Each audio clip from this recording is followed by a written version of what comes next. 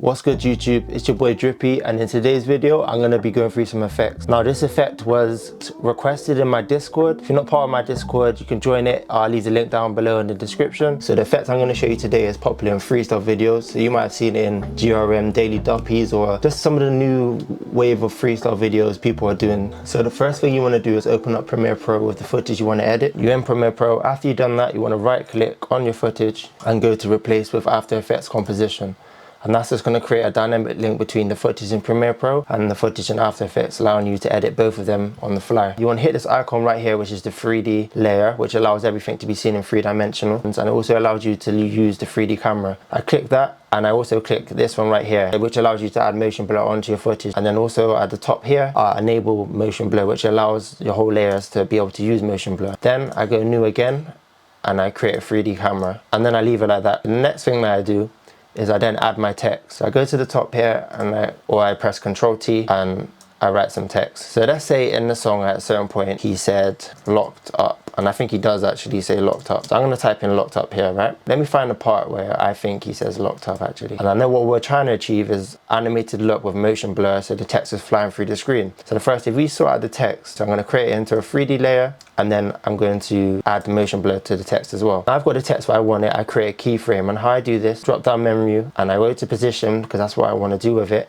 and I hit this icon next to it, and that creates a keyframe. Now every time I move this, depending on the length or duration of the timeline, it's going to affect how it moves and how it moves through the timeline depending on where I put it. What I want to do now, I've got the text to where I want it, and then I drag it off the screen, and as you can see at the one point on the screen on the right side, it shows you where I was, and then I'm dragging it and it shows you where it's going to end up. So now if I scroll through the timelines, add a motion blur to the text. Now that's one way you can introduce the text, and you may have seen this in GRM Daily Duppies where the text is flying through the screen. So that's how we create the motion blur for the text, right? But let's say you want it impactful and you really want to zoom in and emphasize that word when he's rapping it. So what we want to do now is we want to go to the camera layer, click on the drop down menu, go to transform, highlight all of these by clicking and dragging, and then hit the keyframe. All these blue dots here are the Z rotation, Y rotation, X rotation. And don't worry so much about all of this right now. You can experiment, but right now I'm going through the basics so you guys get a gist of it. Find where the text comes in there. So what I'm going to do is I'm going to drag my 3D camera keyframes back to that point, and then I'm going to find where the keyframe comes in and finishes on the motion blur when the text flies in, and personally I like to put it one frame after. So I found that part now, and now what I'm going to do, I'm going to press C on my keyboard, and that's going to bring up the camera controls. And as you can see on the top left, it's also changing whilst I'm pressing C, so you can also click that and hold that down and pick that way if you like. So these are the different 3D controls that you can use within After Effects. The one that I want to worry about is this one, the position. So if I move that around, you can see it moves the whole video, and also this one, which is the zoom in and out. What I want to do now, I want to zoom into that text. So now if I go through it, as you can see, the 3D camera is locking into it. If I press play now, the camera's zooming in too. Now let's say I want the camera a bit fast because I think that's a bit slow. So then I'm going to move the zoom keyframe back a bit so it hits even faster. So now if we go back and see, you can see it hits a lot faster than it was hitting before. And let's say I want to zoom out again. I press Ctrl C, Ctrl V on my last keyframe. So basically I want to copy and paste the last keyframe so I have that as a starting point. Let's say I want to zoom back out. I literally just zoom out again, and then I'm there. Now if I've changed other things, for example the position, because I haven't created a keyframe before, I've changed the position. I'm then going to have to drag all the parts that I haven't changed and also stick it at this point. So for example, this is a new starting point for the video, and I want to add a new position as is zooming out. So I want to make the camera shift to the left slightly, and because I placed the default at the end of it, it's going to create movement. As you can see, I've moved it into the corner now. It zooms in quick and then zooms out slow. But let's say I want it quick again. All I have to do is drag the last keyframes I've made when I'm zooming out to the edge and make it in. So now the movement will be a lot quicker. And that's how you create dynamic 3D movements and text. So that's basically the basics of it, right? Let's say that you want to make it a bit more fancy. You can go on the text, and without any plugins, you can add a glow effect. So I just go to effects and I type in glow, and I go to the stylize section, drag the glow onto my layer just like this. But first I'm going to pick a color. So I go to my color A and B, and make sure in your color looping is triangle ABA.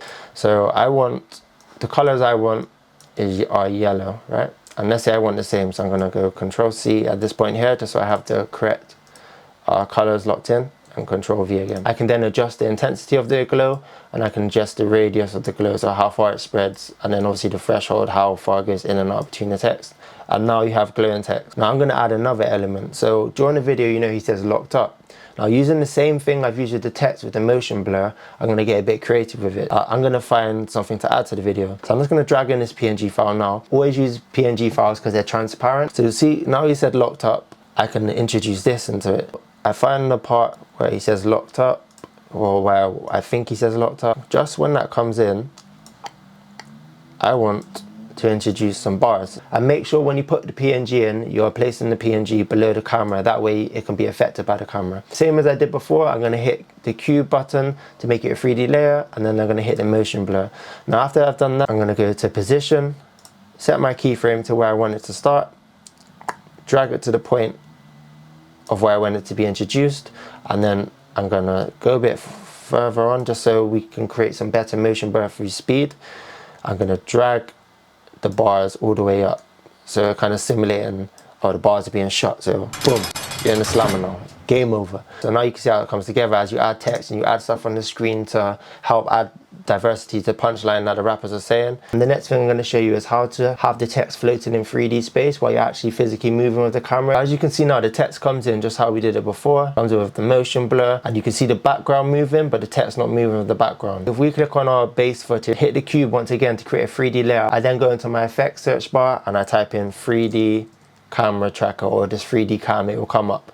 And then I drag that onto my footage. And as you can see, if I zoom in, it says analyzing in the background. You just want to let it do its thing. So once it's done analyzing, you'll get something that looks like this. A lot of multicolored dots on your screen. Now these replicate the plane 3D points you can put things on. So now as you can see, as I move my mouse around, it's showing me all the points of contact I can actually put something on. So now I'm going to select the most flattest point because I want the text facing up. So I'm going to select this point. I can move it around in the 3D space, and you can see it's not quite flat. So here, click on here, right click, create text. Now this text is on a 3D layer, so as I move it around the screen, you can see it's not quite straight, and that's because it's on the plane of the 3D. And if I wanted to straighten it out, I just go down and click on the drop box, go to transform, X rotation, and I just straighten out the text. As the video plays now, if I just scrub through it real quick, the text will always stay in that 3D space. And that's really the basics of how you can achieve the GRM Daily Duppy type of style of effects. It's literally just 3D camera tracking and motion blur, and just really getting creative with it and bringing in different elements. And that's the video, that's the effect. Let me know what you guys thought of it, what I can do better, what you guys like to learn. If you want to know more advanced stuff, let me know and I'll go more in depth with it. Once again, follow me on Discord. I'm gonna leave the link down below. Also follow me on Instagram at drippyvisuals_, just to keep up to date with what I'm doing. And that's it, it's been your boy Drippy. Thanks for watching.